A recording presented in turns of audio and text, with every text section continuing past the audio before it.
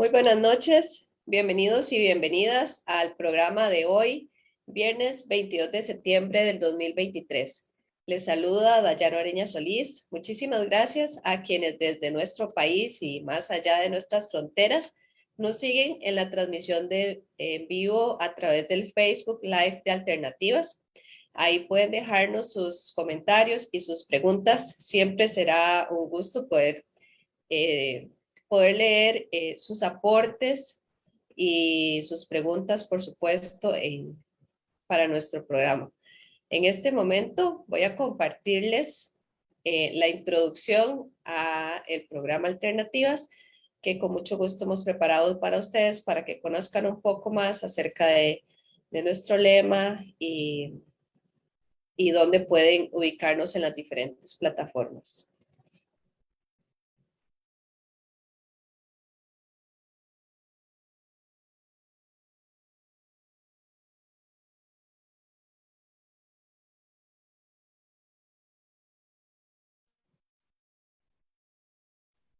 Ok, vamos a ver.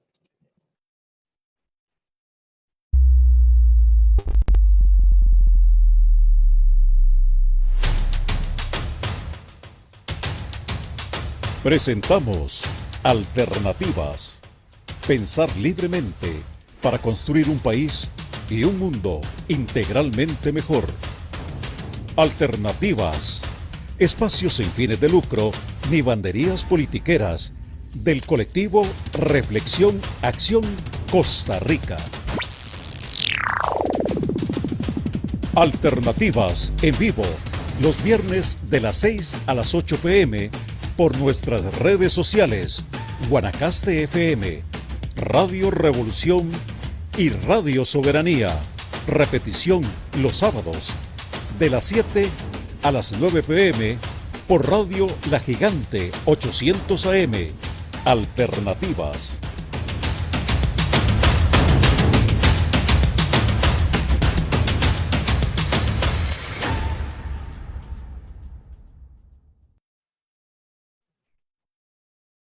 Muy bien. También para quienes no nos pueden seguir esta noche en vivo y en directo, entonces les recordamos que este programa se estará retransmitiendo mañana a partir de las 7 de la noche por el Radio La Gigante en la 800 AM. O también nos pueden buscar en las radios digitales, Radio Soberanía, Radio Revolución. Inclusive pueden ir a nuestra página de Facebook y encontrar la grabación de este programa. Como cada viernes, hemos preparado, ¿verdad?, para esta noche un programa titulado Entre la memoria y la ultraderecha. ¿Hacia dónde va Argentina?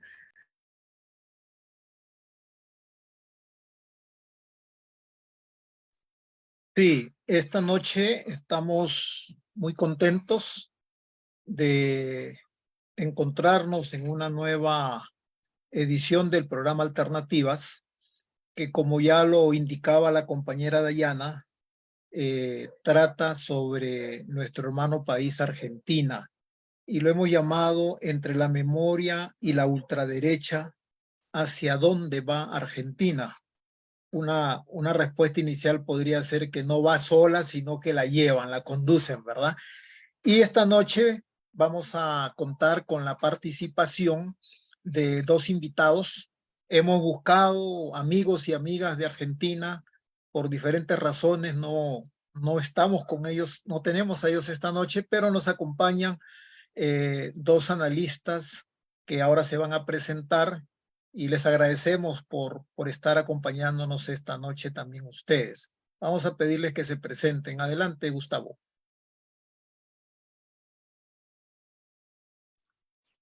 Buenas tardes, queridos compañeros.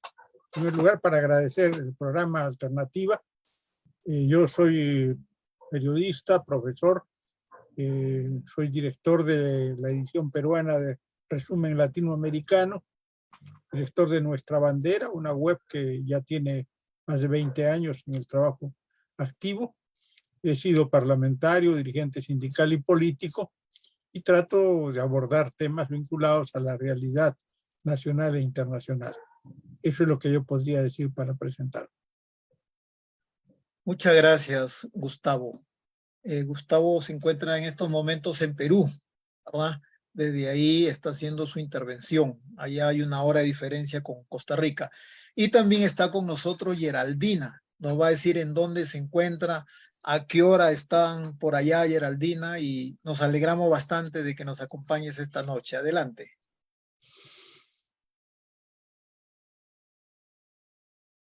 Abre el micrófono, Geraldina.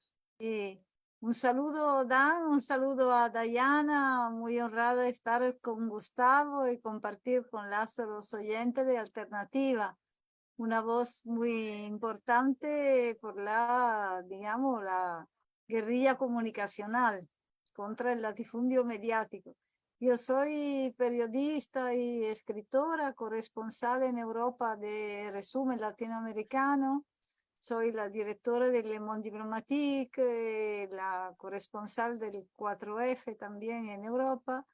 Y soy una ex guerrillera de los años 70, que estuve 25 años en la cárcel y después estoy aquí haciendo con otra herramienta la misma batalla, con los mismos principios.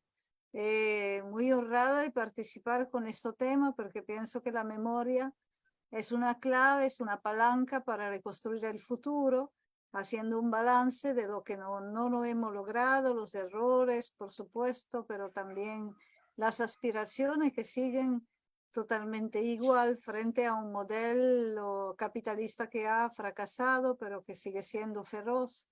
Tiene el mismo enemigo que somos nosotros los pueblos, pero no lo van a lograr, no ganarán. Muchísimas gracias, Geraldina. Geraldina se encuentra en Italia, desde allá está interviniendo. Allá son las 2 de la mañana y está haciendo un esfuerzo valioso para nosotros, sacrificado para ella, pero cuando se trata de aportar, de compartir, de analizar situaciones como la que vive Argentina, pues siempre se hacen este tipo de esfuerzos. José Amesti, preséntate, por favor.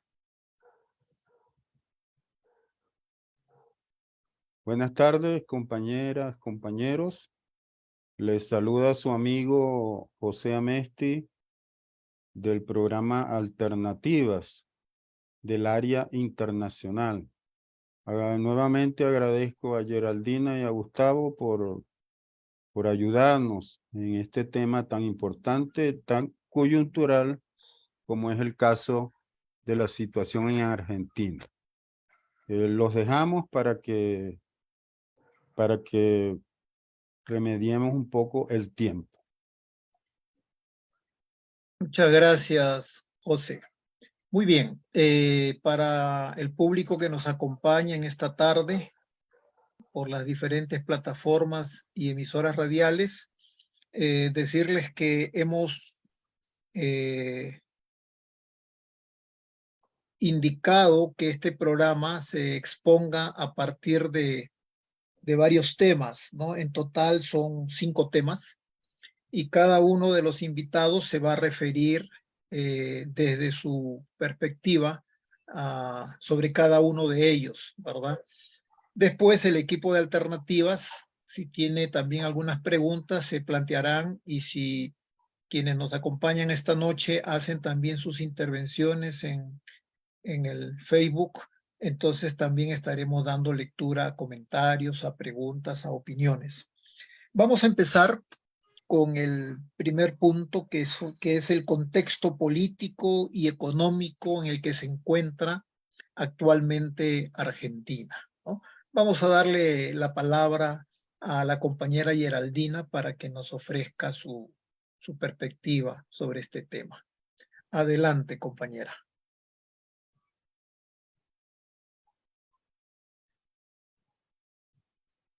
Geraldina desapareció. Gustavo, podemos empezar contigo para esperar que se reconecte Geraldina. Adelante. Bueno, en primer lugar, para agradecer la invitación y saludarlos a ustedes, a Geraldina, a Amesti, a todos los compañeros, a ti también, compañero, a Dayana, y al esfuerzo que ustedes desarrollan para llevar adelante este programa. Claro, para hablar de Argentina, la situación de Argentina, la importancia de Argentina, hay que manejar también el tema de la memoria.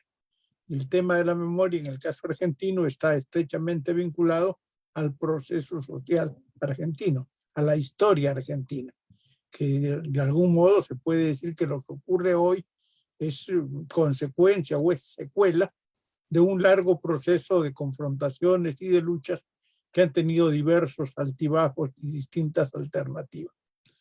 No necesitamos remontarnos a 1910, a los años de Alberdi y el plan de, entre comillas, reconstrucción nacional que existió en el periodo en el cual Argentina soñaba con ser una potencia mundial.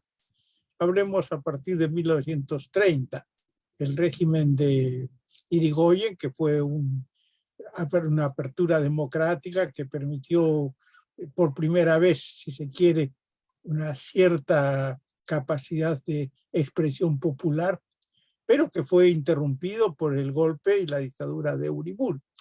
Este régimen militar prácticamente inauguró un periodo de tensiones bastante extenso, que fue interrumpido, pero también con sus características propias por Juan Domingo Perón, que era también un militar y que tenía nexos con instituciones armadas. Entonces, había una cierta presencia, digamos, significativa de las instituciones castrenses en el área política argentina. La caída de Perón en 1950 y tanto, 55, 56, dio lugar al régimen militar, el régimen de Lonardi, de Aramburu y de Rojas, la llamada Revolución Libertadora. Esto luego derivó en una serie sucesiva de administraciones militares, el régimen de Onganía en un periodo, Lanús en otro periodo, y luego Rafael Videla en el periodo más significativo del proceso argentino de las últimas décadas. Claro, hubo aquí matices, administraciones distintas, hasta que finalmente, después de la caída de la dictadura de Videla, se abrió un proceso democrático formal, un proceso democrático más o menos representativo, pero que no modificó la esencia del mecanismo de explotación imperante. En realidad, lo que hizo la dictadura militar argentina en sus distintas expresiones fue consolidar el régimen de dominación capitalista. Y lo que hicieron los regímenes posteriores fue administrar la sociedad capitalista y el modelo de dominación capitalista. En unos casos con la intención de modificarlo para aliviar la situación de los trabajadores y de alguna manera ayudar a la presencia de un movimiento popular organizado que pudiera jugar un papel transformador.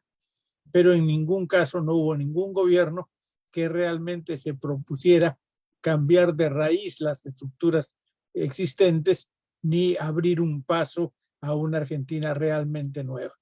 Lo más avanzado en toda esta historia ciertamente fue el peronismo, pero el peronismo era un movimiento también ambidextro que tenía corrientes progresistas y avanzadas y corrientes conservadoras y reaccionarias.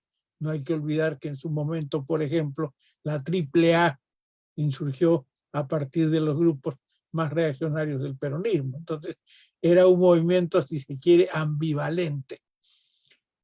El movimiento popular logró una cierta capacidad operativa, sobre todo desde las bases sindicales, los obreros de la construcción y una cierta intelectualidad democrática y progresista que pudo avanzar con personalidades significativas. Un hombre como Aníbal Ponce, por ejemplo, en su momento fue una personalidad descollante en el pensamiento y en la actividad de la inteligencia argentina. Pero como él hubo varios otros que jugaron un rol altamente importante en esta etapa. Sin embargo, nada de esto logró modificar el escenario o la esencia del escenario fundamental. La esencia de ese escenario estuvo signado por la preponderancia y la preeminencia de un régimen de dominación en el cual el poder estuvo en manos de los estancieros, de los ganaderos y de los grandes terratenientes.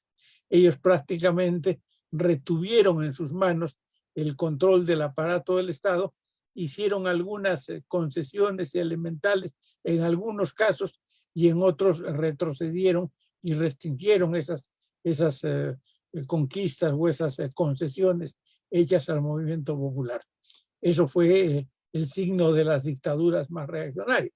Bueno, ahora, como no han habido modificaciones significativas, se puede decir que el sistema de dominación capitalista que está haciendo crisis en el escenario internacional está también haciendo crisis en la economía y en la vida social argentina.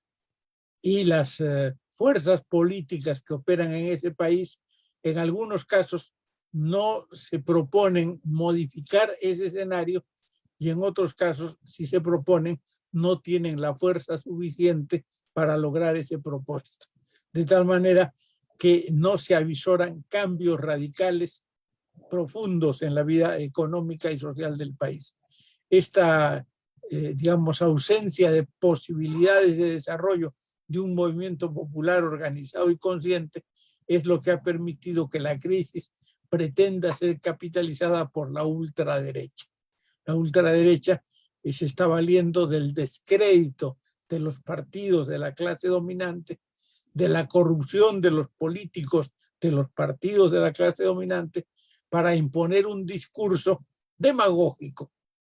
Ni siquiera se podría decir que se trata de un discurso populista, porque no es propiamente un discurso populista. Es un discurso simplemente demagógico que busca encubrir un mensaje profundamente reaccionario y de claro sentido neoliberal. Se trata de aplicar las, digamos, las recetas del Fondo Monetario Internacional y los mecanismos de dominación del neoliberalismo en su mayor esplendor, con la mayor impiedad y con la actitud más firme de demostrar fuerza en disposición de quebrar cualquier posibilidad de resistencia popular. Eso es lo que representa Milei. Y yo creo que eso es lo que tenemos que analizar más adelante. Muy bien, muchas gracias, Gustavo. Todavía sobre el contexto político y económico de Argentina, vamos a escuchar la intervención de Geraldina. Adelante, compañera. Gustavo ha utilizado más o menos alrededor de 7, 8 minutos. Puedes disponer de ese mismo tiempo. Adelante. Vamos a Gracias. Sí, ante de todo, quiero saludar a José, que antes no lo hizo. Comparto como marxista el análisis que acaba de hacer Gustavo. Podemos nombrar, por pasar a la actualidad, por lo menos 3 pequeños momentos, ¿no? En la historia recién de Argentina. El primero que tiene que ver, siempre esto se tiene que contextualizar, como ya dijo Gustavo, en la crisis estructural del capitalismo, que tiene varios momentos, que tiene varios tentativos para salir de esta crisis. Por supuesto, esto no puede ser, porque es un modelo que va hacia la destrucción, pero no es fácil, sobre todo cuando no hay una fuerza internacional organizada como ha sido en el siglo de antes. Bueno, decía, podemos hablar de 3 momentos en la historia recién de Argentina. El primero, que por supuesto es lo de la dictadura y cómo se salió o no se salió de la dictadura. El segundo tiene que ver con el estallido social de 2001 y el tercero, el regreso de la derecha después de la esperanza que había, digamos, despertado el kirchnerismo en el marco de un cambio internacional en el anterior de la Patria Grande, que con el ejemplo de Cuba ha visto retomar el testimonio de Venezuela con la elección de Hugo Chávez en 1998 y la ola, digamos, progresista que por alguno ha sido el nuevo renacimiento latinoamericano, y vemos que el regreso de la derecha ha tenido que cumplir con el dictamen del Fondo Monetario Internacional, de las grandes instituciones, es decir, endeudar por generaciones a Argentina. Esta receta es una receta global, ¿no? La receta de la globalización capitalista, que tiene blanco dos cuestiones principales: la ley del trabajo, es decir, resolver a su favor la contradicción entre el capital y el trabajo, y las pensiones. Esto pasa en el norte como en el sur, por supuesto con dinámicas diferentes y sobre todo con un diferente peso de los aparatos ideológicos de control, que en los países capitalistas son más sofisticados. Entonces te presentan una realidad al revés, cuando al contrario en América Latina, donde se ve mucho más las contradicciones, esto permite a la fuerza revolucionaria cuando están, pero también a la fuerza progresista cuando quiere hacer por lo menos reformas estructurales, de ser más claro, ¿no? De organizar. Eso lo vemos sobre todo en Venezuela, donde seguramente no ha habido una revolución tradicional como la que quisiéramos hacer nosotros, que hizo Lenin, que hizo Cuba y todo, pero se habla de revolución porque se ha cuestionado muy en profundidad la correlación de fuerza con el gran capital internacional, sobre todo. Esto pone el pueblo organizado y consciente. Cuando hay un partido, como es en Venezuela, por ejemplo, partido,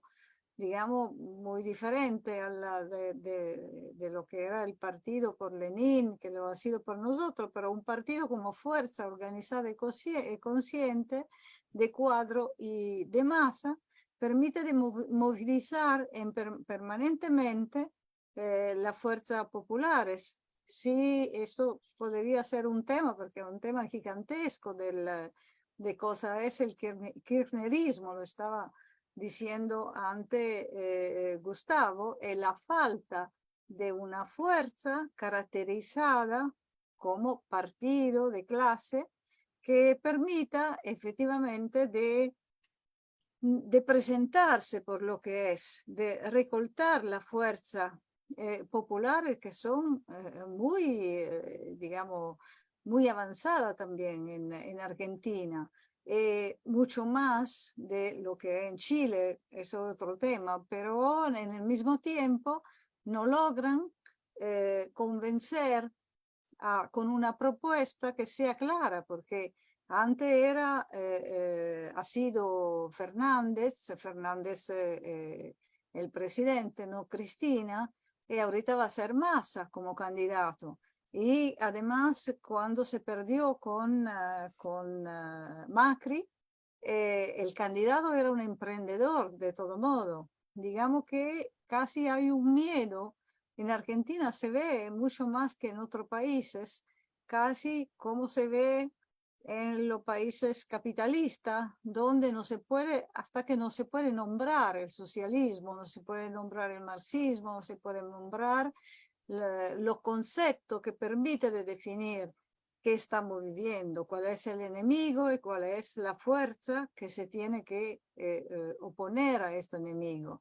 Hay un chantaje que esto sí viene de cómo no se ha resuelto el tema de la memoria, el tema del balance, sobre todo después de la caída de la Unión Soviética, pero para lo que es de los países capitalistas, donde a pesar que no se conoce bien esta experiencia, pero en el siglo de antes, el siglo de Ho Chi Minh, el siglo de todo lo que sabemos, se intentó tomar el poder con las armas también en toda Europa.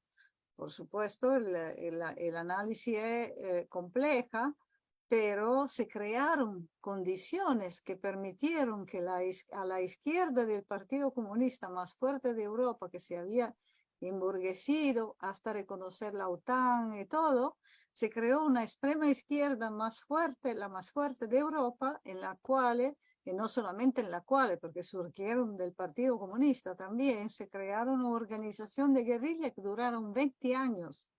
Entonces, esto es como un rompecabezas que no se explica, evidentemente, en una manera mecánica de los textos de Lenin, pero que nos lleva a pensar cuánto miedo ha tenido la burguesía en el siglo pasado y cuánto, como pasó siempre, ¿no? Como pasó con la Comuna de París y todo, y cuánta herramienta está poniendo en la mesa por el miedo que ha tenido para impedir que se reconstruya una fuerza de clase a nivel internacional y sobre todo que se puedan hablar de nuevo con los conceptos nuestros de qué lado de la barricada se tiene que posicionarse. Eso es un tema que va visto porque hay un proceso de balcanización del mundo, pero también de balcanización de los cerebros, que después del posmodernismo ha impuesto una filosofía del fragmento que quiere que los proletarios, que los pueblos del mundo no puedan identificarse en una universalidad, que es la universalidad que divide el mundo, como siempre, entre opresores y oprimidos, y que los oprimidos tienen que organizarse contra los opresores. Pero así como la producción ha sido fragmentada hasta cuando no se ve, casi no se ve de dónde tiene un origen, así que no se ve dónde la información y la ideología empieza. De verdad, nosotros vemos cada día más que hay una matriz del latifundio mediático que sale desde Miami, que se difunde, pasa por Madrid, se difunde en los países como Italia, donde la burguesía ha ganado, sobre todo destruyendo la memoria histórica, y sigue repitiéndose en lo que se llaman fake news a nivel internacional. Entonces, nuestra tarea, olvidaba decir que yo soy parte también de colectivo, organizaciones de comunicación, de guerrilla comunicacional, digamos, como la CONAICOP y como la Brigada Revolucionaria de la Comunicación Internacional, la BRICS-PSV. Nuestra tarea es desenmascarar la naturaleza del Estado burgués, como siempre, es su herramienta, que son solamente más sofisticada que antes, pero la naturaleza es la misma.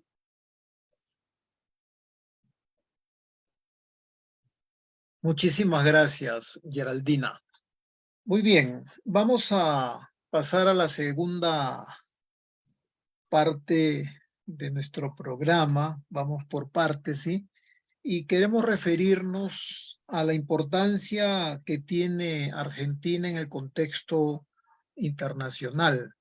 A ver, en América Latina tenemos una gran cantidad de países, desde los más pequeñitos hasta los más grandes, no solamente en población, sino también en recursos, ¿verdad?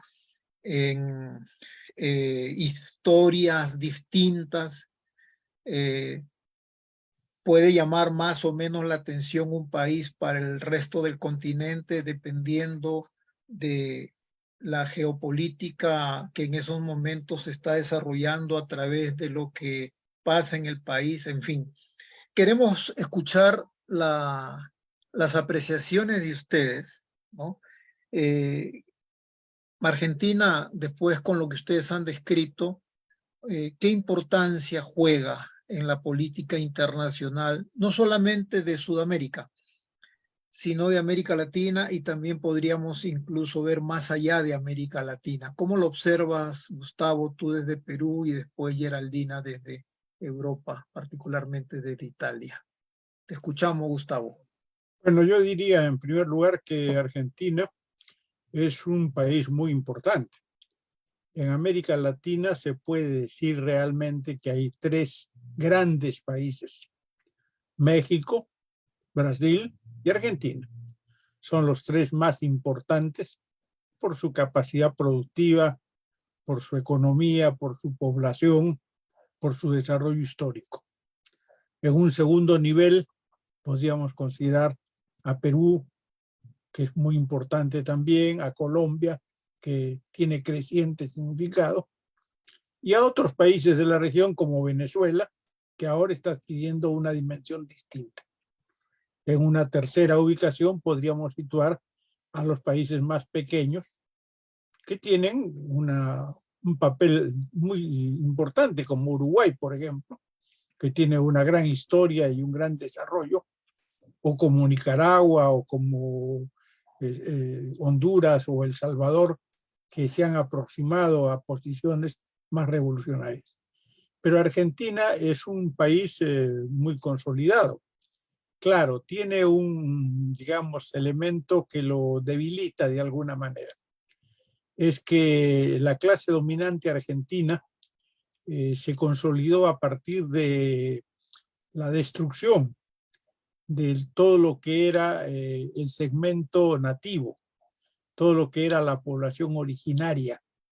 Prácticamente desmantelaron toda la vivencia popular, no solamente como población como tal, sino también como aporte cultural y como historia. Por eso hay un dicho que es un poco anecdótico y que es un poco jocoso, pero que tiene cierta vigencia. Se dice que los chilenos descienden de los mapuches, que los uruguayos descienden de los charrúa, que los peruanos descienden de los incas y los argentinos descienden de los portaaviones o de los aviones, porque un buen porcentaje de los argentinos en realidad son migrantes que vinieron de Europa y entonces se afincaron en el territorio argentino, pero prácticamente consolidaron su poder en Buenos Aires, que se convirtió en una gran metrópoli, pero que olvidaron sus vínculos con el interior argentino.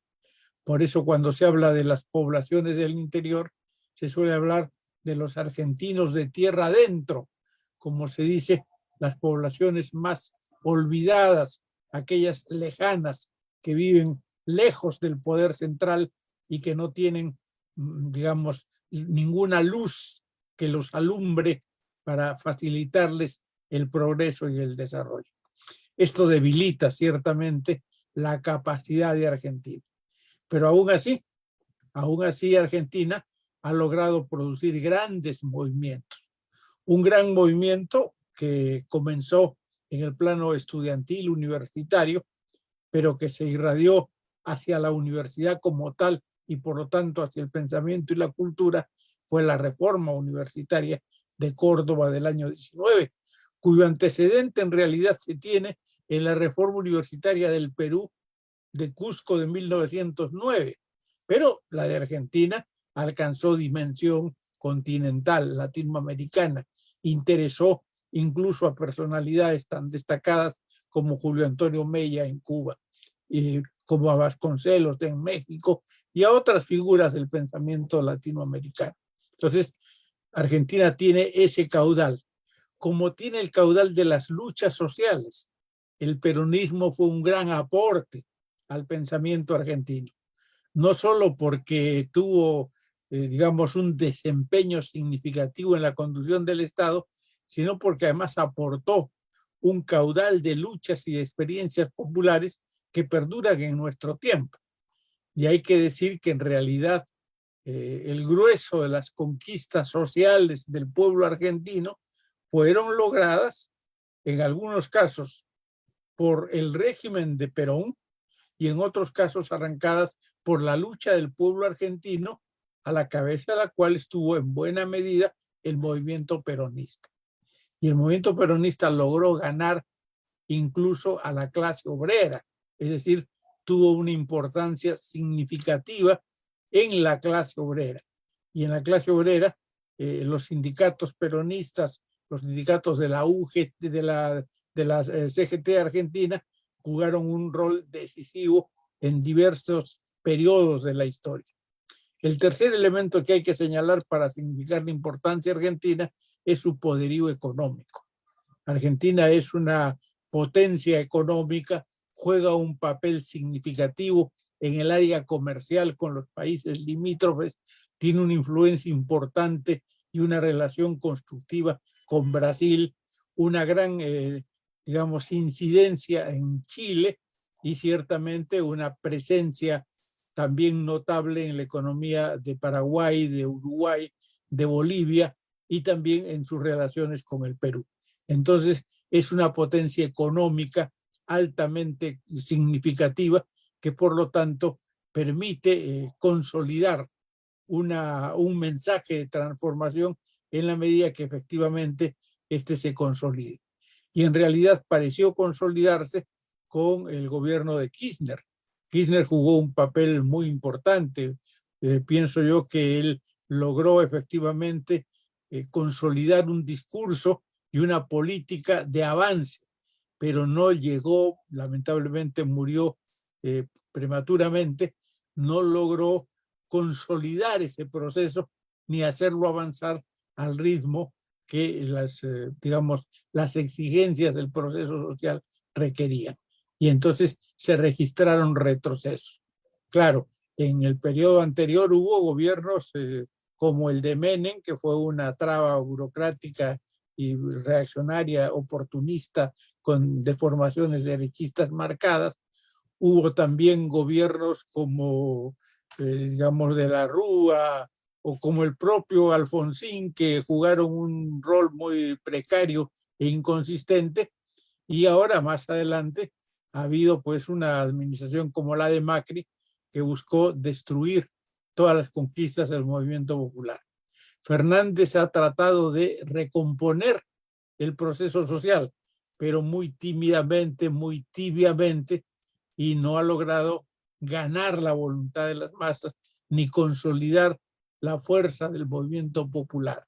Por eso es que ahora peligra la situación argentina, porque en realidad si no hay una cohesión definida en las fuerzas progresistas, hay el riesgo de que la ultraderecha asome nuevamente y dé un paso más importante que el que logró Macri en su momento y pueda efectivamente destruir o obstruir el ascenso y el desarrollo del movimiento popular.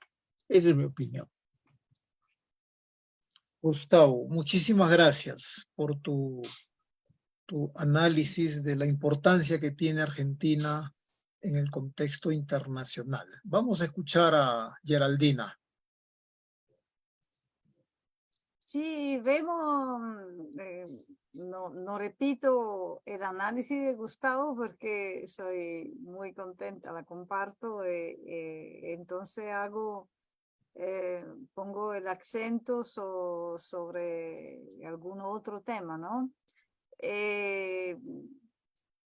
Con respecto a Europa y sobre todo a Italia, Argentina tiene muchísima importancia, no solamente porque la inmigración sea italiana ahí, y no solamente italiana, europea, sea de argentino, aquí ha sido y sigue siendo importante. Aquí en Italia ha habido algunos procesos, el proceso Cóndor, donde hemos visto que había un porcentaje de represores un porcentaje de opositores, ¿no? De revolucionarios que estaban ahí. Los dos porcentajes eran, no digo igual, ni casi. Es decir, que la gran inmigración de italianos que al inicio del siglo se fue en Argentina, pero también en Europa, ha terminado dividiéndose, ¿no? De un lado lo que se enriquecieron, esto lo vemos también en Venezuela, ¿no? Son muchísimos de lo que hacen golpe, que lo organizan son italianos, que se enriquecieron, que fueron ahí después en el periodo del fascismo, cuando Mussolini quiso hacer del libertador Simón Bolívar un conquistador, lo que no era. Pero en esto provocando también confusiones entre los marxistas que habían leído la equivocación de Marx con respecto al juicio que daba de Bolívar. Esta división sigue siendo, ¿no? Sigue siendo porque digamos, se ha juntado con la nueva contradicción de clase que hay ahí. Hemos visto cómo en Europa se ha dividido el juicio sobre lo que por algunos ha sido el renacimiento latinoamericano, cuando Argentina ha sido un elemento, como decía Gustavo, muy importante por el tamaño del país, por los recursos naturales que son fundamentales por el desarrollo del modelo capitalista en Europa. Entonces es necesario que Argentina sea controlada y se vuelva al norte y no vuelva la mirada en el sur. Pero resulta que después de la llegada de Chávez, cuando Néstor Kirchner, Hugo Chávez y Fidel se pusieron de acuerdo para decir al carajo, ahí se puso en marcha otra alianza continentales que de verdad han dejado imaginar un camino totalmente diferente a esta Unión Europea, que es la Europa de los banqueros, de las grandes instituciones internacionales, donde la asimetría entre estados tiburones, que de todo modo que está presente, de todo modo tiene que responder al gran dueño norteamericano, como estamos viendo ahorita que mediante la OTAN, los Estados Unidos, el imperialismo quiere hacer de la Europa su patio trasero en el norte, ¿no? Así como intentó, lo hizo con América Latina. Y Argentina es una pieza clave, porque ahorita, por ejemplo, lo estamos viendo con el ingreso, la entrada en los BRICS, que ya el señor, no sé si lo podemos llamar señor, pero el individuo Milei ya dijo que va a volver atrás, como volvió atrás otro grande de América Latina cuando Bolsonaro lo ha gobernado, como ha sido para Brasil. Entonces, todo eso vemos que en ausencia de una correlación de fuerza que no sea solamente determinada por los gobiernos, sino también para los pueblos, para las fuerzas populares que tiene que acompañar los gobiernos progresistas o que van hacia el socialismo. También el papel de estas naciones en el marco de una independencia, una nueva independencia latinoamericana, es como, digamos, precario, ¿no? Pero Argentina seguramente, lo sabemos por el Mercosur, ahorita por los BRICS, pero también para lo que ha sido el respaldo a una otra alianza muy importante como ha sido y es todavía el ALBA, ¿no? La Alianza Bolivariana para los Pueblos de Nuestra América. Es decir, los grandes países que todavía eran menos uniforme, con menos sintonía con respecto a los ideales hacia el socialismo, pero tenían un papel importantísimo en el respaldo. Estaba pensando en estos días a lo que pasó con Snowden o con Assange, que cuando ha habido una respuesta firme de todo el continente latinoamericano frente a un desmascaramiento gigantesco de lo que es la naturaleza del imperialismo, ¿no? Que para los marxistas es normal, pero lo que hizo, digamos, Assange no hizo nada más que decir qué pasa verdaderamente detrás de la guerra, que hacen que hace el imperialismo, cuáles son sus intereses, pero lo ha pagado muy caro y sigue siendo ahí. Pero en esos momentos Snowden también, que digo que todo el mundo estaba controlado, incluido los jefes como Dilma Rousseff de los países, grandes países como Brasil y otros, y ha habido una respuesta firme. Sí, en este momento Argentina o Brasil no había sido la que era, es decir, con Kirchner, después con Cristina, yo tengo mucha duda que Evo Morales cuando lo secuestraron habría podido salvarse, ¿no?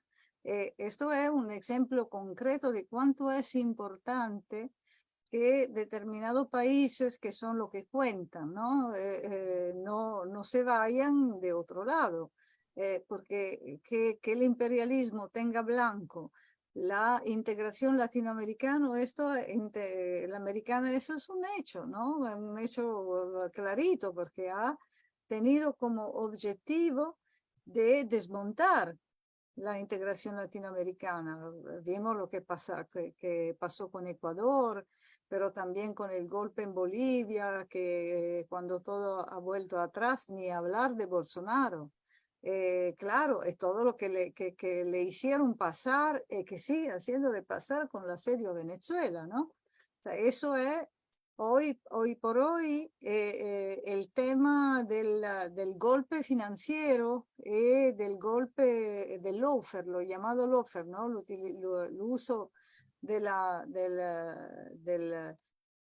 magistratura, de los jueces por fines de la institución judiciaria, por fines políticos, son el nuevo plan Cóndor que hay contra los estados, ¿no? Porque lo hacen con la mano limpia, la llamada sanciones, que son medidas coercitivas unilaterales, ilegales, son bombas silenciosas, pero que matan a veces mucho más y permiten de hacerlo con la mano limpia de la parte del imperialismo y además de desacreditar los estados.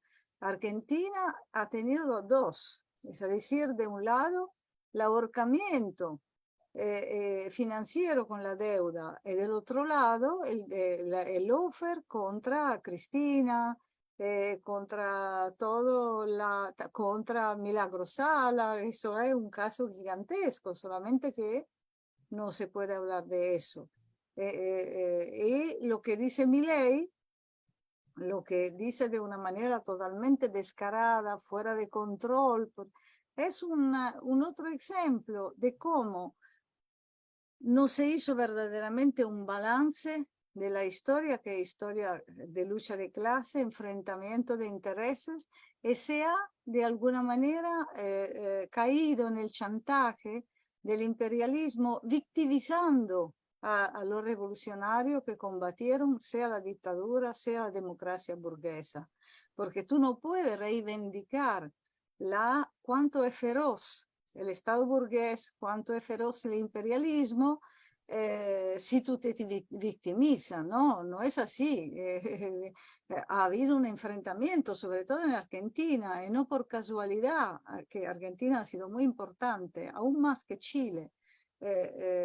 No, ha habido un enfrentamiento de clase, un enfrentamiento revolucionario, no por casualidad. Por ejemplo, el Partido Comunista en Italia, que respaldó mucho a Chile, no respaldó lo que estaba pasando en Argentina, porque en el mismo tiempo había una lucha armada en Italia, ellos no podían admitir eso. Y cuando usted va a ver los procesos, los juicios que ha habido contra los represores, se ha totalmente victimizado. El lado ofensivo de la lucha de clase ha desaparecido.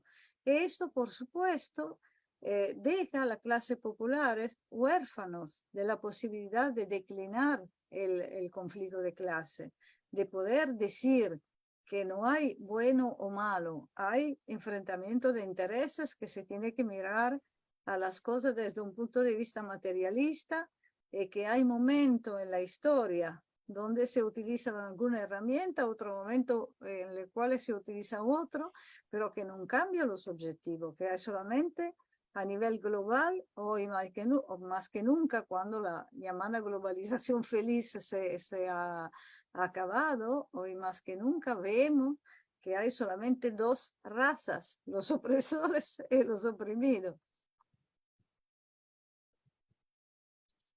Muchísimas gracias, Geraldine. Qué buen cierre el de esta tu segunda intervención. Bueno, ya hemos hablado del contexto local de Argentina y ahora hemos terminado de hablar en esta segunda parte de la importancia que tiene. Ustedes han dado suficientes elementos de la importancia que tiene, no solamente en América Latina, sino a nivel más allá de América Latina, a nivel internacional, tiene que ver con Europa también. Y han señalado también un tema ahí, ¿no? El desafío de volver a pensar en bloques regionales, ¿verdad? Que evidentemente está bastante lesionado. Muy bien. El próximo mes Argentina participará de las elecciones nacionales y hay varios candidatos. Ya ustedes adelantaron que pareciera que por ningún lado aparece la izquierda como alternativa, por esos matices, esos cambios, esas configuraciones, esa defensa del Estado burgués que representa la mayoría de ellos. Vamos a escuchar ahora en esta tercera parte las apreciaciones que tienen ustedes del contexto electoral y sus candidatos, ¿sí? En un cuarto momento hablaremos específicamente de si la ultraderecha está avanzando y cómo está avanzando. Ahora nos vamos a referir a las distintas propuestas, ¿no? Escuchamos a compañero Gustavo. Bueno, el escenario electoral argentino de hoy es particularmente complejo y constituye un reto para todos los argentinos y para el movimiento popular argentino y latinoamericano. Es complicada la situación porque se viene del fracaso de la política de los gobiernos progresistas, entre comillas, es decir, de gobiernos que han avanzado a través de reformas, han logrado efectivamente algunos cambios, pero esos cambios han sido básicamente cosméticos, han sido cambios epidérmicos, no han ido a la raíz de los problemas sociales, ni han tocado fondo, no han afectado los intereses de la clase dominante, ni han cambiado la situación que viven los oprimidos en la sociedad capitalista. Hay que decir que incluso los gobiernos más avanzados de Argentina, ahí podríamos hablar del gobierno de Kirchner en realidad, han hecho aportes altamente importantes y significativos, aportes que deben ser valorados y apreciados, pero que históricamente resultan insuficientes, porque lo que se necesita en Argentina, en el Perú, en Chile, en todos los países de nuestro continente, no son reformas, no son cambios que modifiquen formalmente la dominación capitalista. Lo que se necesita en nuestro continente es una revolución social, es decir, una transformación que modifique la base misma de la sociedad, un cambio radical. Y cuando hablamos de cambio radical, estamos hablando de un cambio desde la raíz, es decir, desde la base misma de la sociedad. En ese sentido, utilizamos el término radical. Hay que recordar que cuando Lenin escribe el imperialismo, la última fase del capitalismo, habla también del desarrollo del capitalismo en América Latina. Y al único país que menciona es Argentina, porque Argentina en ese momento efectivamente era el único país latinoamericano que asomaba con una fuerza significativa en el marco de la construcción de la sociedad capitalista. Bueno, pues la clase dominante logró afirmarse y logró mantener su poder, en algunos casos a través de dictaduras brutales y en otros casos a través de gobiernos formalmente democráticos.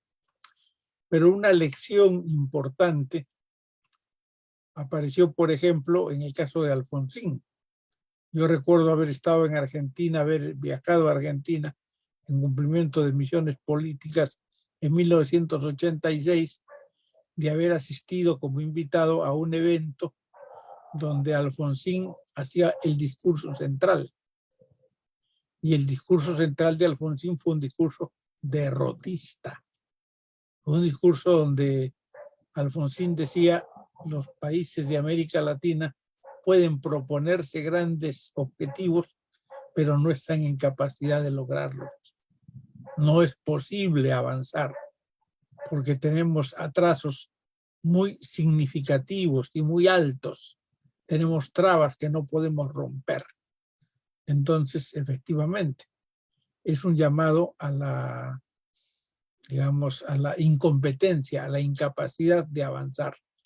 Eso se está haciendo crisis en este proceso electoral, porque el gobierno de Fernández ha demostrado eso, que no ha logrado avanzar. Ha logrado mantener una democracia formal, relativa aún, porque hay personas que están encarceladas sin tener por qué estar encarceladas. Son víctimas de mecanismos de represión que vienen de regímenes anteriores, pero que no han podido ser enfrentadas por el gobierno de Fernández ni por las fuerzas que actúan hoy en el escenario político argentino. Bueno, pues si eso constituye una traba para el desarrollo de la conciencia política del país, también constituye una traba que dificulta un desenlace electoral significativo, porque en realidad el elector argentino no encuentra una diferencia muy grande entre un presidente como Macri y un presidente como Fernández. Es decir, en un caso hay un presidente de derecha y otro de izquierda, pero ambos moderados. Milei representa la ultraderecha, que tiene significación y fuerza ahora en Argentina, y no hay, desde el punto de vista de la izquierda, una alternativa que permita radicalizar el discurso político. Por eso en Argentina, más que en otros países, quizá es importante la batalla ideológica, la batalla de las ideas. Hay que ponerle más énfasis a la necesidad de ganar la conciencia de millones de personas con un mensaje de clase y con un discurso que tenga una base política y teórica. Hay que consolidar lo que se admite que es esencial: construir la unidad, forjar la organización, elevar la conciencia política de las masas y alentar y promover las luchas populares. Si estos 4 objetivos no se desarrollan, las elecciones no tendrán un desenlace adecuado. Claro, en realidad estos 4 objetivos son, digamos, de largo aliento y las elecciones están a la vuelta de la esquina. Entonces, no hay mucho techo para cambiar esta situación. Hay que, digamos, esperar, sin embargo, que la ultraderecha pierda peso, porque su discurso es, digamos, demagógico y además, imposible de cumplir, y que el movimiento popular logre aglutinarse detrás de un candidato, de una candidatura, pero sobre la base de construir un movimiento popular que sea, digamos, herramienta de transformación de la sociedad. Porque aquí el problema no es quién es el presidente o el candidato presidencial. El problema es cuál es la fuerza que constituye la base social que permita avanzar y construir cambios revolucionarios. Si esa base social se construye, entonces un triunfo de las fuerzas progresistas va a significar un avance. Y si ese proceso no se construye, aunque haya un triunfo de las fuerzas progresistas, no se va a lograr construir nada en la perspectiva. Muchas gracias, Gustavo, por tu apreciación. Es una apreciación bastante realista, ¿verdad? No estamos aquí para compartir falsas ilusiones, ¿no? Sino para indicar tal cual se nos presenta el panorama político, ¿sí? Muchas gracias. Geraldina, adelante, la escuchamos. Sí, bueno, si nosotros vemos el panorama que salió de La Paso, ¿no? La primaria argentina, que ya son de alguna manera un umbral para impedir que se muestran, un poco como en Italia hay otra fórmula para impedir que la diversidad de fuerzas, sobre todo a la izquierda, porque participar en una elección es muy costoso también, pero se visibilicen, ni hablar de la posibilidad de que esta fuerza puede comunicar su programa, porque hay ley que reglan en porcentaje, entonces la voz, digamos, del pueblo no podrá jamás llegar, si hay un partido que lo representa, a decir su programa a la larga masa, ¿no? Uno de los temas, ya lo hemos dicho, de los límites en la forma política en la cual se ha canalizado siempre las propuestas de la izquierda en Argentina, es decir, el peronismo. Todo se juega en el anterior. El otro elemento, que es un elemento global, que sobre todo después de la caída de la Unión Soviética se ha intensificado, es la carrera hacia el centro de las fuerzas que tendría que representar el pueblo, el proletariado, y que bajo el chantaje que vino ya de la época, en los años 80, de la señora Thatcher, que digo, there is not alternative, no hay alternativa al capitalismo, todo lo reformista, que ahorita ni siquiera se puede llamar reformista porque las reformas desaparecieron de su horizonte, los partidos de los llamados centroizquierda, sobre todo europea, ellos hicieron esta carrera hacia el centro para decir que de todo modo esto es el sistema, esto es el modelo, al máximo se puede corregir pequeña cosa, pero no se puede cambiar la estructura, hasta no se puede hacer reforma. Para nosotros lo llamamos reformista porque quisieran hacer reforma y nosotros por lo contrario, siendo revolucionarios, quisiéramos revolucionar, cambiar la correlación de fuerza hasta con las armas, pero hoy sobre todo en los países capitalistas, pero la tendencia es también en los países grandes de América Latina, es que desaparecen una fuerza que quiere hacer reforma y, por supuesto, aún menos reformas estructurales, es decir, sobre los temas principales, ¿no? La contradicción capital de trabajo, por supuesto la pensión, pero también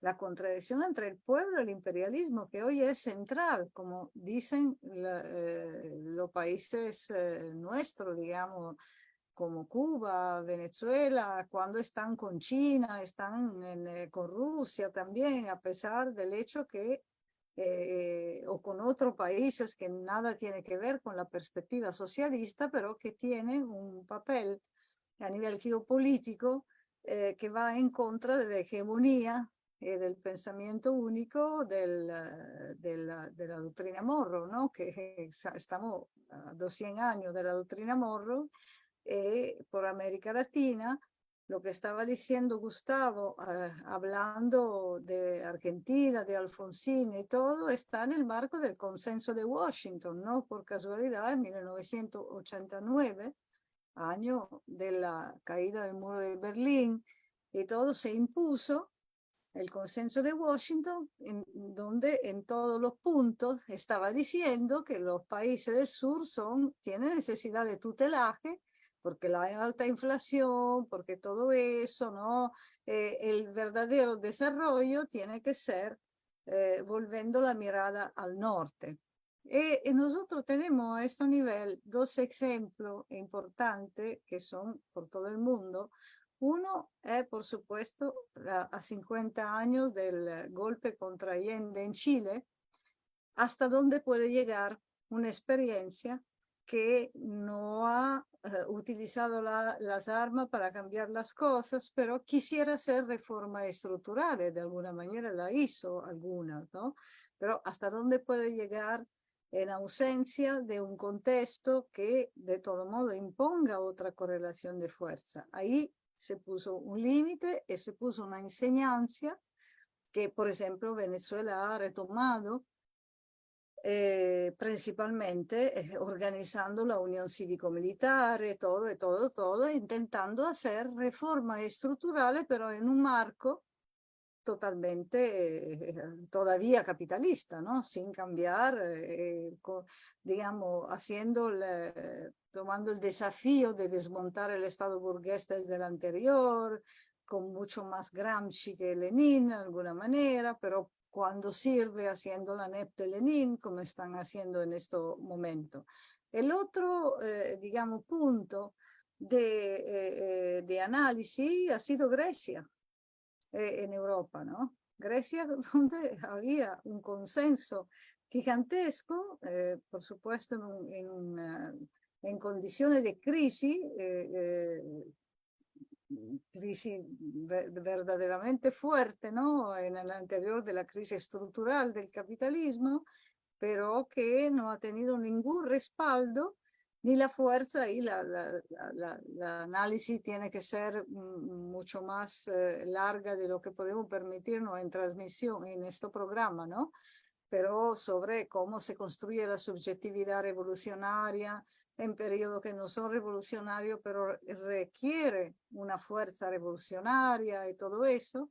Y bueno, Grecia ha sido ahorcada por las grandes instituciones internacionales. Es decir, que a pesar de que uno no toma el poder con las armas, a pesar que hace mucho menos de lo que quiso hacer Allende, no importa, porque el imperialismo te ha de todo modo reducido tanto los espacios que te impone un nivel de enfrentamiento que casi es superior a lo que hemos tenido que enfrentar nosotros en el siglo pasado.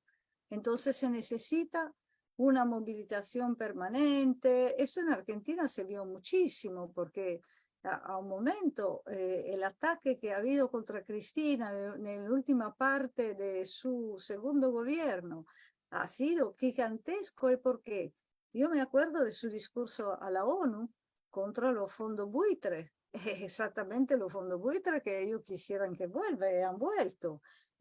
Los ataques, el discurso no solamente a la ONU, pero cómo ha sido, sabemos todos que no estamos hablando de una Chávez, no estamos hablando ni siquiera no estamos hablando de una Fidel, no estamos hablando ni siquiera de un Chávez, ¿no? Pero de una persona que en determinadas condiciones históricas concretas y continental ha asumido un papel importante antiimperialista.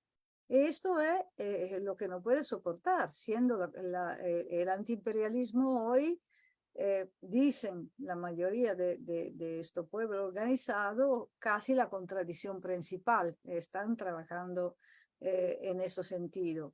Por eso que nosotros vemos digamos, la debilidad de estos dirigentes, sobre todo en Argentina, lo vemos en el marco, exactamente en la postura que tiene a nivel internacional.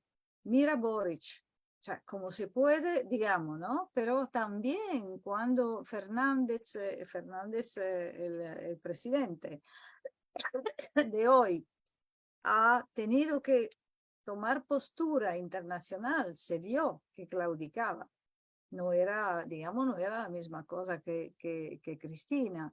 Y para retomar tu pregunta de las elecciones, por lo contrario, la derecha en todos estos años ha sido totalmente, ha tenido el camino allanado, total, desde Europa hasta Argentina, porque en el mismo tiempo que a nosotros nos chantajeaban que si tú eras socialista, comunista, se levantaba el intelectual diciendo que éramos, como se dice, de dinosaurio, que no podemos ir a la mesa buena, todo eso. Ellos, por lo contrario, la extrema derecha se ha organizado. Nosotros en Italia, 100 años de la marcha sobre Roma, tenemos una fascista de nuevo al gobierno. Y como ellos cuando van al gobierno tienen una capacidad de camuflaje históricamente probada que es gigantesca, evidentemente, hoy esta gente se arrodilla a las indicaciones de las grandes instituciones internacionales, que son lo que manda de verdad, pero en el mismo tiempo sigue haciendo una operación de revisionismo histórico que ya empezó con la llamada la ex izquierda, que hizo toda su carrera hacia el centro, como estaba diciendo hoy, que a ti te impedía de utilizar tu criterio y tu concepto, pero la extrema derecha no ha sido criminalizada. Nosotros sí hemos sido criminalizados en todos estos años. Hasta nosotros hemos tenido más de 5.000 presos políticos y hay gente que desde 40 años está en la cárcel, ni hablar de Perú. Y el chantaje del vuelve el terrorismo, ¿no? A pesar que son otro tiempo, que pasaron 40, 50 años, es siempre presente cuando cualquier reformista quiere ir al gobierno, pero no tiene que tomar distancia desde Jesucristo hasta Espartaco, y ni hablar no solo de la violencia revolucionaria, sino de los principios del socialismo. Si uno ve la vergonzosa resolución que votó el Parlamento Europeo a gran mayoría contra Cuba, pero también contra Venezuela, ellos se ponen de frente. A una época éramos nosotros que decíamos que el fascismo tenía que ir al basurero de la historia. Ellos hoy dicen, tú no tienes derecho de existir. A Cuba le dicen, ¿hasta cuándo existe tu institución, tu partido único? Todo, ni hablar de cooperación con Europa. Y a Venezuela, dictadura, todo eso, cuando hicieron 25 elecciones, 25 años y más, ¿no? Pero por ellos, como son colonialistas, las instituciones de los pueblos del sur no valen nada. Vale solamente su democracia que quiere exportar con la bomba. Entonces no tenemos que, digamos, casi normal que de bestias como Milei, así como lo ha sido Bolsonaro y todo eso, tenga todo ese espacio. Porque ellos cuanto más provocan, cuanto más hace audience. En Italia, este monstruo lo han construido los medios por hacer audience, lo invitaban todos los días, todos los días, todos los días. Evidentemente, a fuerza la fuerza de repetir una mentira, la gente cree que es verdad. Y así tomamos el riesgo que pasen también, desafortunadamente, en Argentina, en América Latina, donde el crecimiento de la extrema derecha que viene de Europa, porque desde el partido Vox, desde toda la extrema derecha europea que se han entregado financiamiento y por supuesto desde Norteamérica,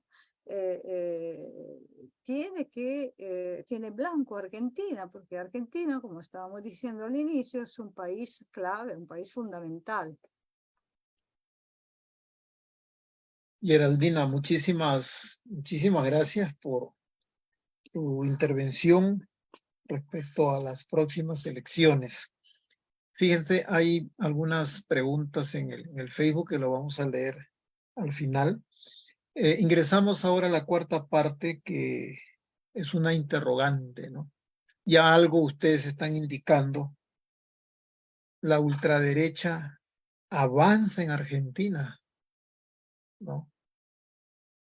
Hoy salió una encuesta.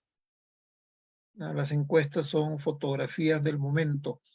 Parece que el tan cacareado candidato de la ultraderecha ha topado con techo, ¿verdad?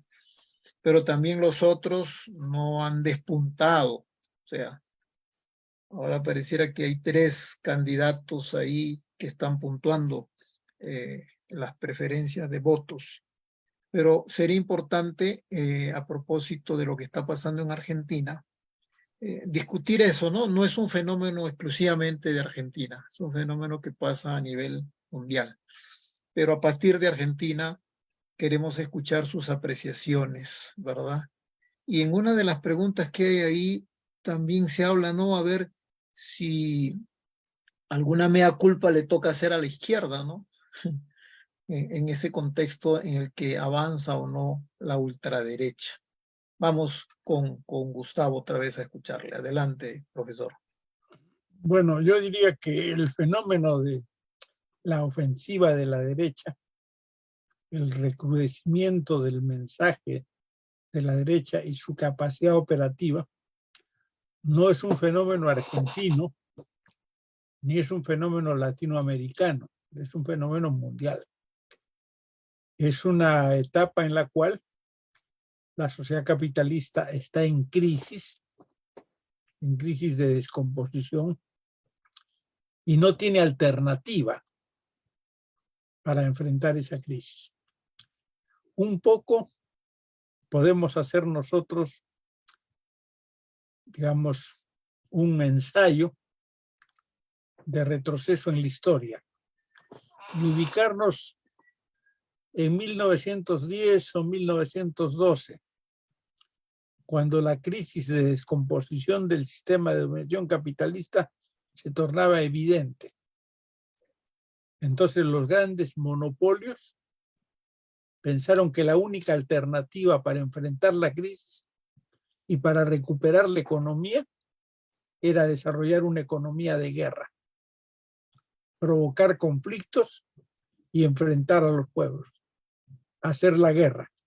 La economía de guerra podía permitirles además construir una infraestructura, desarrollar una capacidad productiva, alentar el comercio y ocupar mano de obra. Entonces era una alternativa, era un camino, era un derrotero para enfrentar la crisis económica. Y naturalmente eso fue pasando por pasos concretos. El primer paso fue la guerra interbalcánica de 1912 y luego la Primera Guerra Mundial a partir de 1914. Cuando las grandes corporaciones llegaron a la conclusión de que la economía de guerra no había resuelto los problemas, que la situación se seguía desmoronando, que la sociedad capitalista estaba a punto de caer y estaba cayendo, entonces recurrieron para impedir que se repita la Revolución Rusa y para ahogar en sangre la ola revolucionaria de los años 20, recurrieron al fascismo. El fascismo fue la última carta de la dominación imperialista en la época.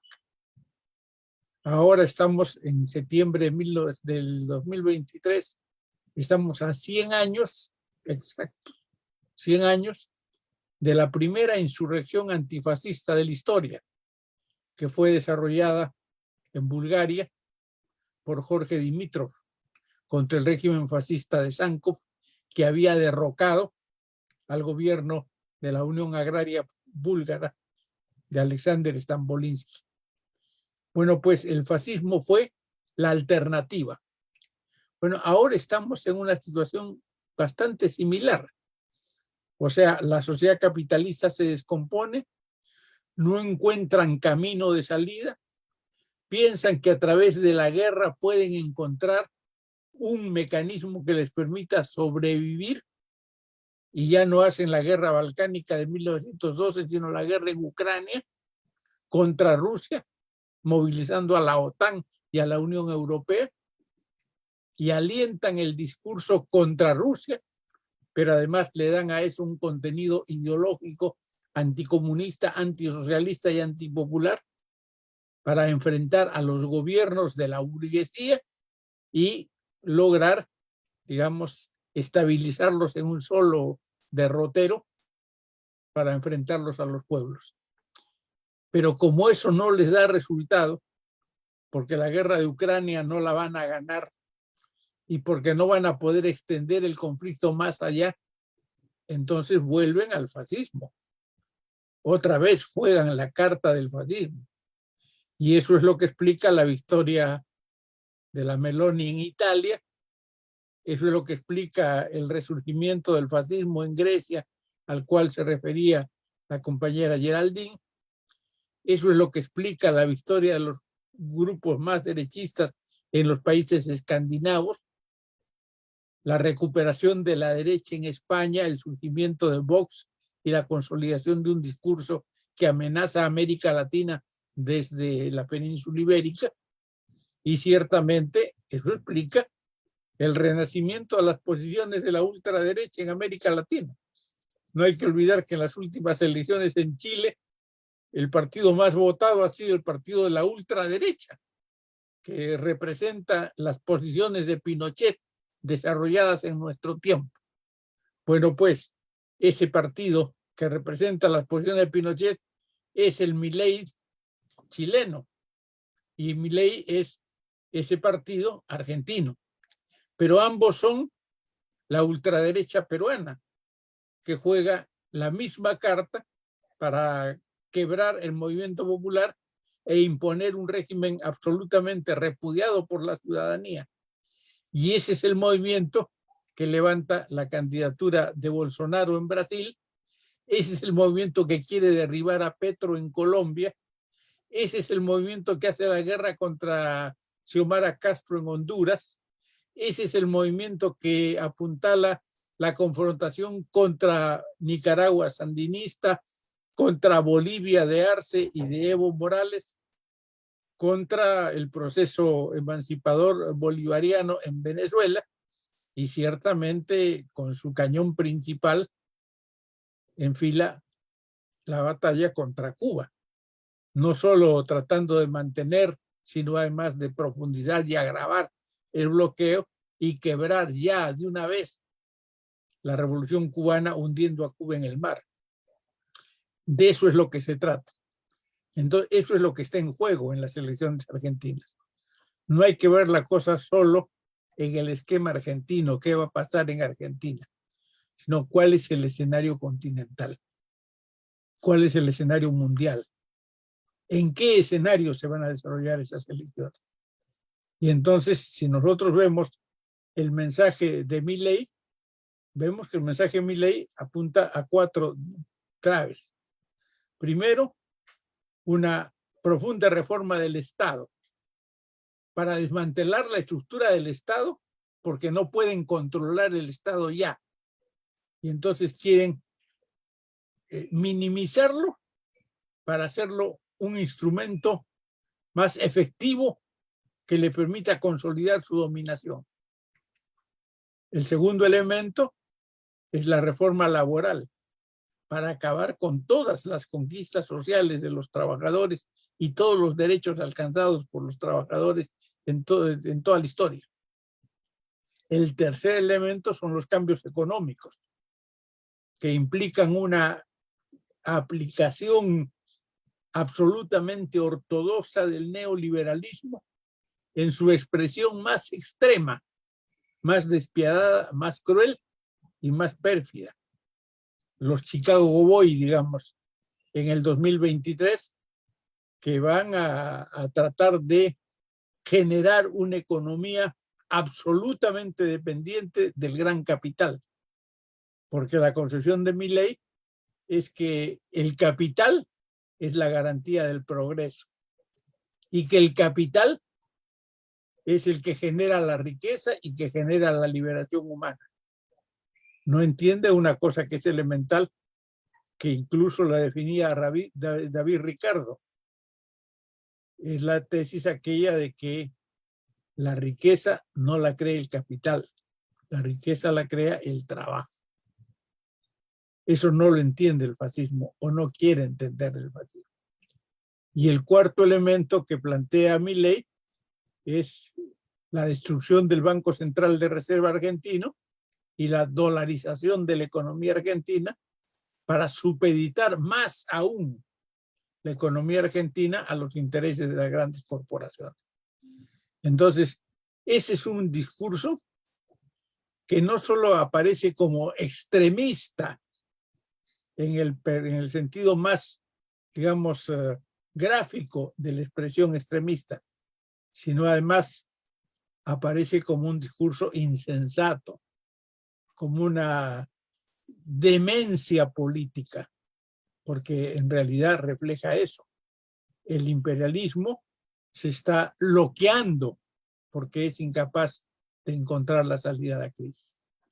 En esas condiciones, la lucha antiimperialista es fundamental, pero hay que definir el término bien claro.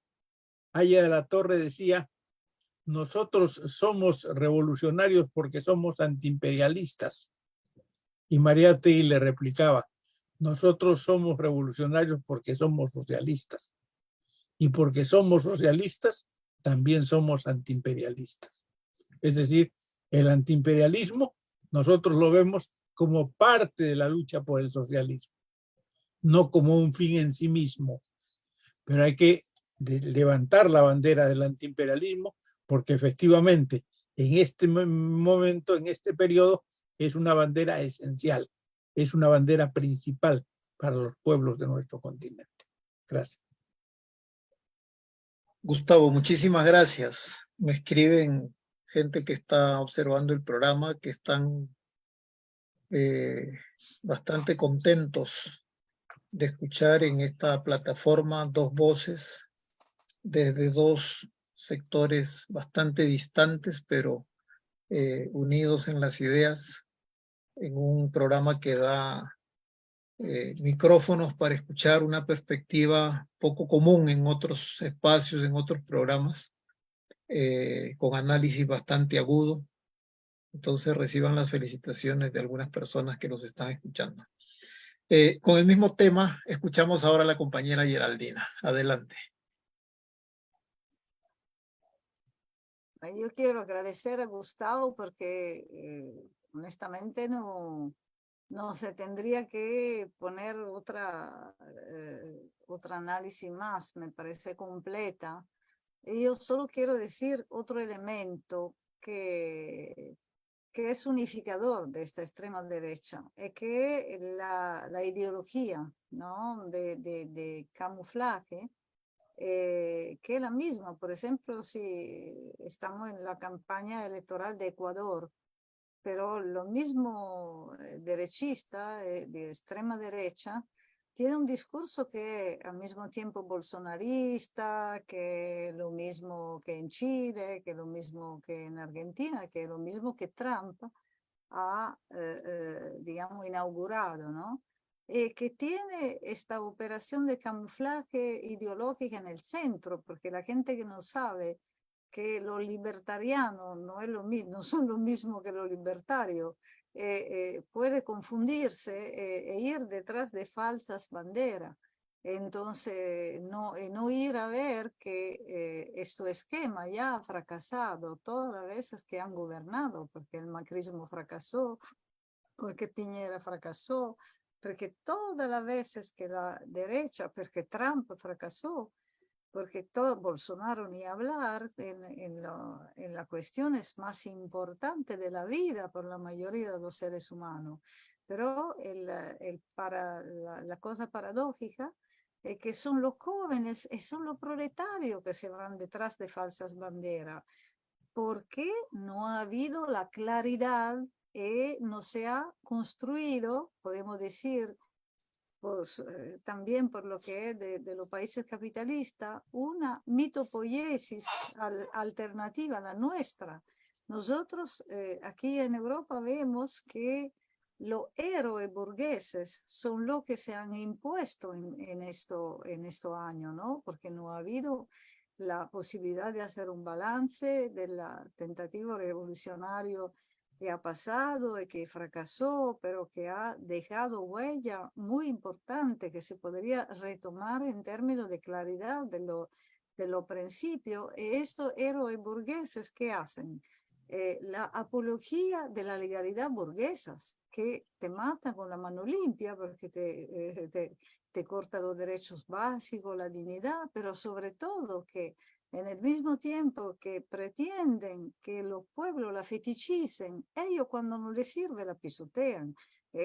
Conocemos el caso del diplomático venezolano Alex Saab, ¿no? Un diplomático, violación de la Convención de Viena, de todos los llamados derechos humanos, y no es el solo caso, porque evidentemente, pero esto es eclatante. Evidentemente, ¿qué hacen ellos? Escamotaje. Dicen, no, pero nosotros, ¿cómo Sí, no, todavía falta un punto más. cómo no O sea, reconocemos esta termina su exposición. Y cómo no, entonces cómo no pasamos al quinto punto. reconocemos? Yo hablo y después habla ella.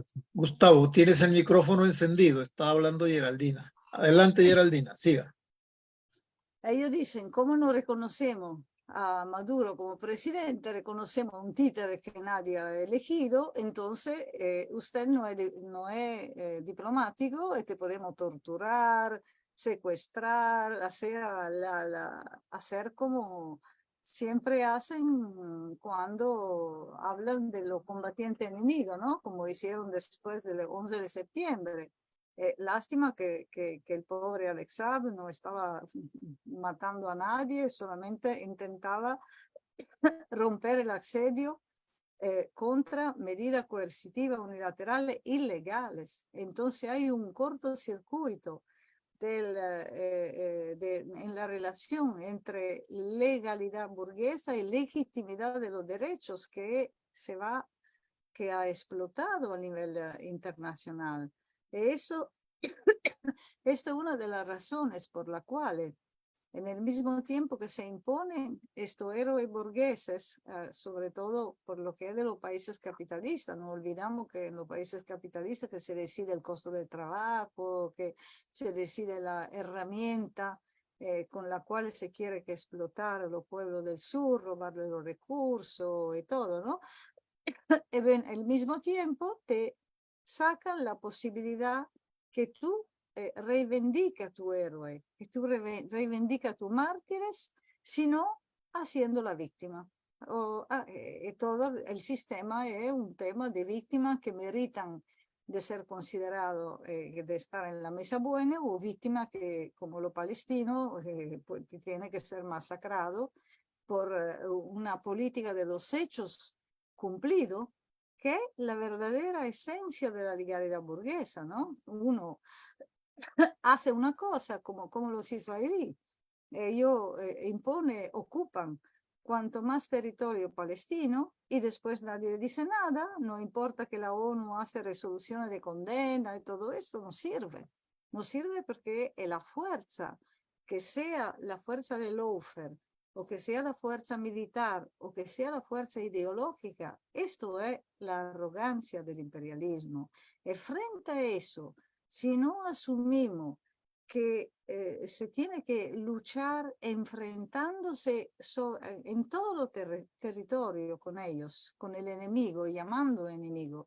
Aquí en Italia la ex izquierda hasta que borró la palabra enemigo. No se puede nombrar enemigo, hay una ¿cómo se dice? Una politically correct en el lenguaje que termina diciendo que tú no puedes hacer una huelga, que si tú lanzas una piedra de terrorista, a cada minuto vuelven los años 70, vuelven los terroristas, cuando los terroristas son evidentemente ellos, porque terrorizan los pueblos con el chantaje de esta manera, porque para continuar con su economía de guerra, y con la sociedad del control, que es un otro, digamos, eje del gran negocio que hay detrás, que sirve el complejo militar industrial y todo eso, y que balcaniza los cerebros.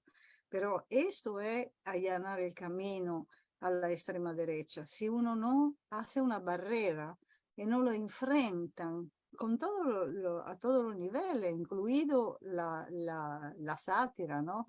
La ironía, porque esta gente es ridícula.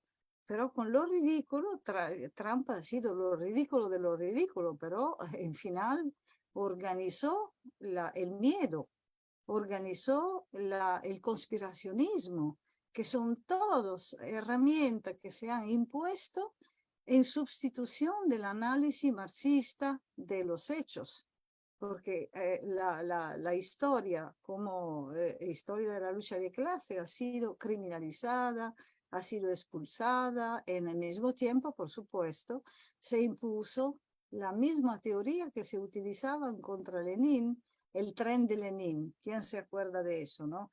Todo detrás hay un complot, después llegan los marcianos, pasa de todo. Es así, la gente no, hay mucha gente que cree en eso, lo hemos visto con la pandemia, no es horrible, pero todo eso es un terreno cultural que favoriza el avance del fascismo y, como estaba diciendo Gustavo antes, desafortunadamente esto es un fenómeno global. Cuanto más la globalización capitalista está en crisis, cuanto más la burguesía en determinado momento histórico se confía en el fascismo. Solamente que cuando empieza a exagerar, evidentemente cambia de caballo, a veces no lo hace con tiempo, se va a un desastre aún mayor. Pero así como se globalizan ellos con su proyecto, con su esquemito, con su receta y sobre todo con su camuflaje, con su falsas banderas, con la cual distorsionan los cerebros de los jóvenes, de nuestra gente, tenemos que hacerlo nosotros con más coraje. Entonces yo no pienso para nada que ser más moderado en la propuesta electoral o en la propuesta sea una carta ganadora, no para nada, porque no se hizo nada. En Argentina se hizo muchísimo, por supuesto, pero sobre todo se ha saldado una gigantesca deuda social, así como se hizo Chávez al inicio en Venezuela, pero después los aparatos del Estado no se logró ir hasta el final. No se logró, digamos, romper verdaderamente a nivel estructural la correlación de fuerza, y ellos, cuando no se hace como a Cuba, que se le expulsa y se van a complotear en Miami, tú lo guardas como en Venezuela en tu casa, ellos se dedican a desmontarte cada día todo lo que tú haces de bueno. Geraldina, muchas gracias por tus apreciaciones respecto a esta ultraderecha y ese cierre de que si se quiere disputar, no podemos disputar con la bandera media asta, ¿verdad? Muy bien. Bueno, ya estamos en la recta final y el último tema es precisamente sobre el movimiento popular, ¿no? Y ya he visto que ambos, cada vez que se refieren a Argentina, pues no nos quedamos en Argentina, sino hablamos porque el fenómeno de otros lugares, de otros países, porque el fenómeno trasciende, ¿no? Se manifiesta también en otras naciones. ¿Qué tienen ustedes respecto al movimiento popular, particularmente en Argentina? Ustedes han indicado que sin pueblo organizado, pues las esperanzas son pocas, ¿verdad? Vamos a escucharlos. Adelante, don Gustavo. Creo que hay que abordar un asunto que es teórico y es político, pero que tiene significativa importancia. Además, porque este es un tema que en algunos casos puede unir, pero en muchos casos sirve para dividir a las fuerzas progresistas. Quiero referirme al tema de la relación que existe entre reforma y revolución. Unos creen que lo que hay que hacer es reformar el sistema de dominación capitalista. Hay crisis en la educación, entonces hay que hacer una reforma de la educación. Hay crisis en la salud, hay que hacer una reforma en la salud. Hay problemas de vivienda, hay que hacer una reforma en la vivienda. Es decir, cambiar, entre comillas, la estructura de dominación capitalista a través de reformas. Eso no funciona. Hay quienes creen que no se pueden hacer reformas, ni vale la pena hacer reformas, que lo que hay que hacer es la revolución. Y se plantean la lucha por la revolución independientemente del estado y del grado de maduración de los pueblos. Eso tampoco funciona. Hay que establecer las cosas en sus términos reales. Reforma y revolución pueden ser no solo términos contradictorios, sino también términos complementarios.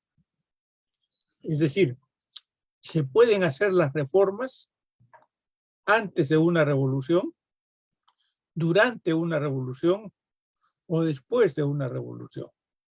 Lo que no se puede es hacer reformas sin revolución. Es decir, pretender que las reformas sustituyen a la revolución, que porque se han hecho reformas ya no es necesario hacer una revolución. Bueno, yo creo que ese es el tema de fondo y que ese es el tema que la izquierda latinoamericana no siempre ha logrado encarar acertadamente. Y entonces, en algunos casos, se ha limitado a apoyar procesos reformistas o a apoyar políticas reformistas, capitulando, entre comillas, en el tema de fondo, en la lucha revolucionaria. Y en otros casos se ha aislado del proceso social, considerando que los reformistas, entre comillas, no son revolucionarios y por lo tanto no forman parte del proceso emancipador de los pueblos, no forman parte de las fuerzas, digamos, que deben ser ganadas para la causa del socialismo, porque son reformistas. Acá les suelen llamar caviares a esos, los caviares, y estigmatizan a los caviares como la expresión más írrita y más deplorable del reformismo en términos de la construcción capitalista socialista. Entonces, esto me parece que constituye una traba en general para el proceso.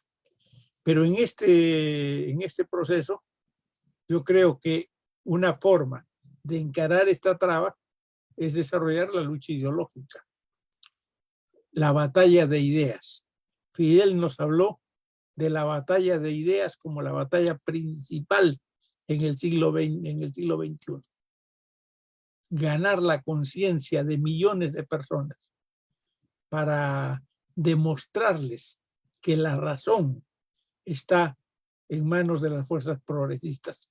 Y no porque las fuerzas progresistas hagan campaña por el socialismo, porque una cosa es hacer campaña para, digamos, exaltar los valores de la sociedad socialista, sino hacer campaña a partir del análisis de los problemas reales de los pueblos. Nosotros tenemos problemas sumamente serios en el país, problemas vinculados a la corrupción, al narcotráfico, a la inseguridad ciudadana. En torno a eso podemos desarrollar propuestas concretas y luchas concretas, definiciones específicas y avanzar ganando la conciencia de los trabajadores y del pueblo.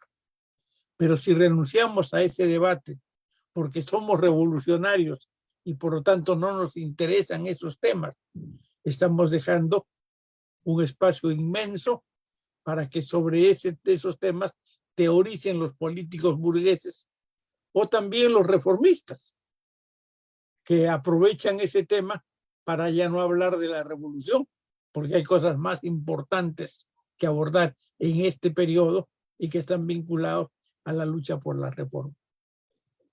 El tema hay que verlo a partir entonces de un concepto esencial. Las cosas tienen que darse en función de la correlación de fuerzas concreta en cada etapa del proceso revolucionario. Y la correlación de fuerzas está dada por la debilidad de nuestros enemigos y la fortaleza de nuestro movimiento. Si nosotros logramos ser fuertes, vamos a derrotar a nuestros enemigos. Pero si nosotros seguimos siendo débiles y no nos esforzamos por ser fuertes, entonces vamos a seguir siendo derrotados siempre y nunca vamos a lograr avanzar. Y el otro tema de fondo es el tema de las luchas políticas. Lo esencial es hacer política. Y lo que ocurre en nuestros movimientos en América Latina, en nuestro país también ocurre, es que las fuerzas progresistas y la izquierda incluso se han dejado ganar por el discurso electoral. Entonces, con mucha frecuencia hacen alianzas electorales, acuerdos electorales, programas electorales, candidaturas electorales, planchas electorales. Pero lo que no hacen es política. Se ha olvidado de la política para trabajar propaganda electoral y planes electorales. Y entonces terminan haciendo concesiones al enemigo. Porque, por ejemplo, pueden decir, bueno, electoralmente no nos conviene defender a Nicaragua, porque la campaña contra Nicaragua es tan alta que nos va a restar votos si nosotros defendemos a Nicaragua. Entonces mejor nos callamos la boca, no hablamos de Nicaragua. Eso se llama oportunismo en política. Bueno, ese oportunismo se acentúa cuando en lugar de hacer política, se hace trabajo electoral. Una de las grandes tareas que tenemos pendientes es esa, modificar nuestro esquema de trabajo sin renunciar a la participación en elecciones, que es importante, pero participando en elecciones a partir de una posición política y ganando a quienes votan por nosotros a que tengan un mensaje político, que sea ese mensaje político el que los lleve y que los gane a desarrollar un trabajo de acumulación de fuerzas. Y ese trabajo de acumulación de fuerzas tiene que hacerse con la concepción leninista de la política de acumulación de fuerzas. Es decir, hay que definir primero cuál es el enemigo principal. El enemigo principal es uno, no hay dos enemigos principales, ni hay 5 enemigos principales. El enemigo principal es uno. Luego hay que centrar toda nuestra capacidad para forjar nuestra propia fuerza y ver a las fuerzas intermedias. A esas fuerzas intermedias hay que ganarlas para nuestra causa o neutralizarlas para que no se vayan para el lado del enemigo. Porque si nosotros abrimos fuego contra las fuerzas intermedias, esas fuerzas intermedias se van a ir a defender las posiciones del enemigo. Y nuestra tarea consiste en derrotar al enemigo. Y para derrotar al enemigo hay que aislarlo. Entonces se trata de aislar al enemigo impidiendo que fuerzas intermedias se vayan a su lado.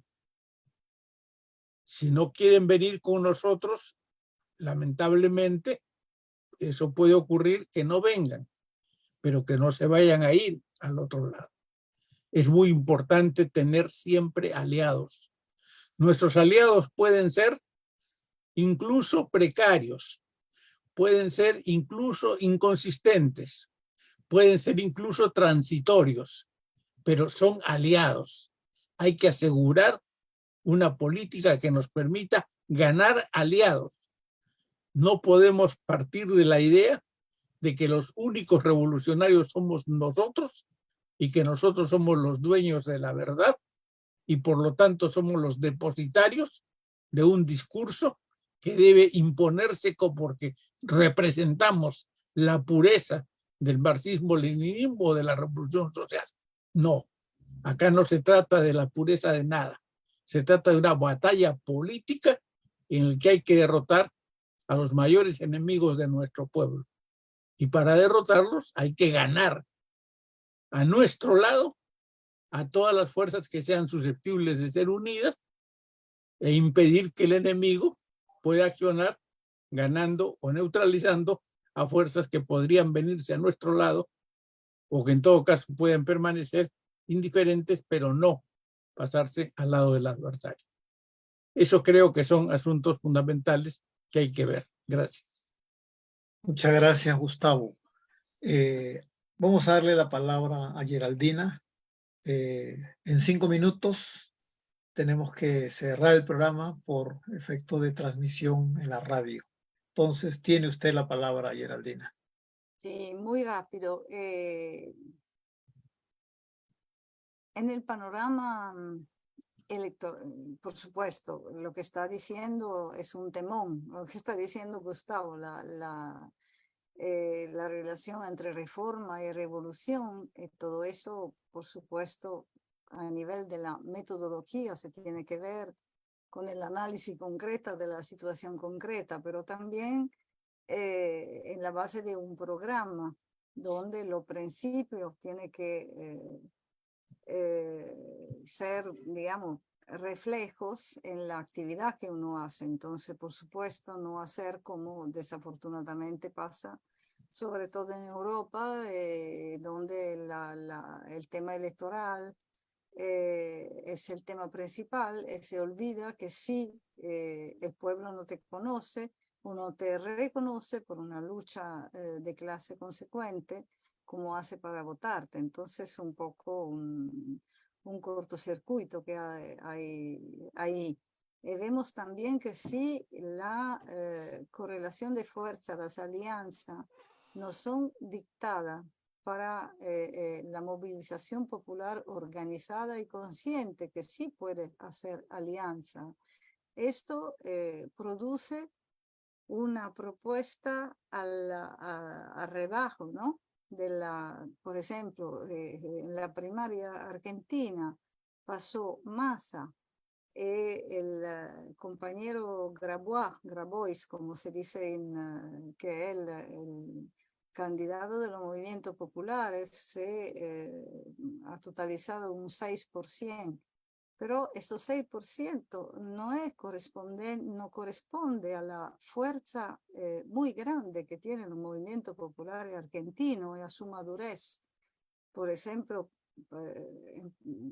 ponemos el ejemplo del movimiento de mujeres que ha, digamos, dejado una huella importantísima en todo el mundo por su batalla. Pero podemos pensar al movimiento de recuperación de fábrica y territorio. Lo que está sufriendo Milagros Salas es una consecuencia de eso, de la madurez de las organizaciones populares. Pero en el mismo tiempo todo eso no ha producido un partido que pueda aglutinar de una manera clara, amplia y hacer las alianzas de lo que estaba hablando Gustavo, pero desde un punto de vista proletario, desde un punto de vista donde el cambio, la necesidad de esta dialéctica entre reforma y revolución se hace evidente. Lo que pasó en Chile hace 50 años es que puso este tema de una manera dramática, porque a un momento la fuerza más radicales le puso este problema, ¿no? Y desafortunadamente el retraso en la comprensión de ese tema llegó al desastre que hemos conocido, ¿no? Afortunadamente esto en Venezuela se ha aprendido, pero en Argentina no.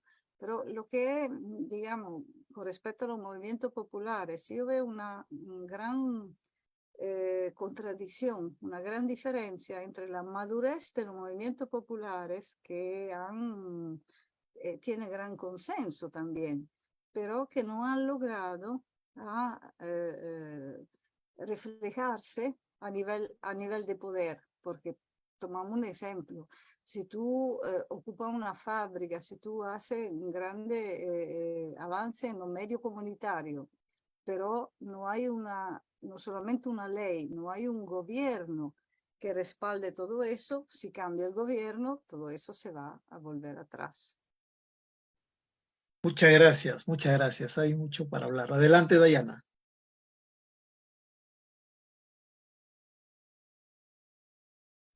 Muchas gracias, Abner, y muchísimas gracias a Geraldina y a Gustavo por su participación esta noche. Ahí les he estado escuchando y siguiendo todos sus aportes y en realidad que da para seguir discutiendo bastante sobre este tema y hacen varios aportes interesantes, ¿verdad? Y cosas que nos quedan pendientes a las izquierdas en Latinoamérica y en el mundo, ¿verdad? Señalan bastantes ahí nuestras limitaciones y pues nuestros retos, ¿no? Entonces, agradecer y nos vemos la próxima semana.